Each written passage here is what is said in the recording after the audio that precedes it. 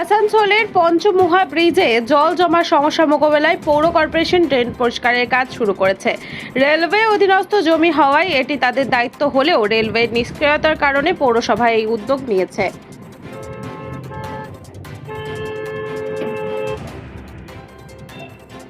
আর কিসের জন্য এটা? এটা আমাদের কর্পোরেশন থেকে পক্ষ থেকে করা হচ্ছে। মানে বৃষ্টিতে প্রচুর জল উঠে যাচ্ছে, হালকা বৃষ্টি হলেও জল উঠে যাচ্ছিল, তো হেড অফিস থেকে অর্ডার দিল আমাদেরকে কি এই জায়গায় পরিষ্কার করতে হবে। মেয়র সাহেব বললো, চেয়ারম্যান সাহেব বললো, ডেপুটি মেয়র সাহেব বললো। আচ্ছা, দেখা যাচ্ছিল যে মানে হালকা জল হলে পরে এটা রেলের ইয়ের থেকে করানো, মানে রেলের জায়গা তো হ্যাঁ, অ্যাকচুয়ালি, তো তারা কি কোনো রকমভাবে ব্যবস্থা নিচ্ছিল না? রেল তো কোনো কিছু করলো না, আমাদেরকে কর্পোরেশন থেকেই আমরা এই ট্রেনটা প্রত্যেকবার আমরা কর্পোরেশন থেকেই করা হয়, রেল থেকে কোনো ই করা হয় না।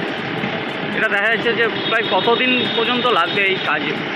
এটা আমরা আজ থেকে জেসিবি কালকে হেড অফিসে যেয়ে বলেছি কি আজ থেকে আমরা কাজ শুরু করেছি, আর 2-3 দিন লাগবে কাজ পুরো কমপ্লিট করতে। আচ্ছা, দেখা যাচ্ছে যে মানে এতটাই পলি জমে রয়েছে যে মানে মানুষের যেরকমভাবে অসুবিধাও হচ্ছিল, যে একটু বৃষ্টি হলে পরে কিন্তু একবারে কোমর পর্যন্ত জল জমে যেত। এটাতে কি জল জমাটা কি কমবে?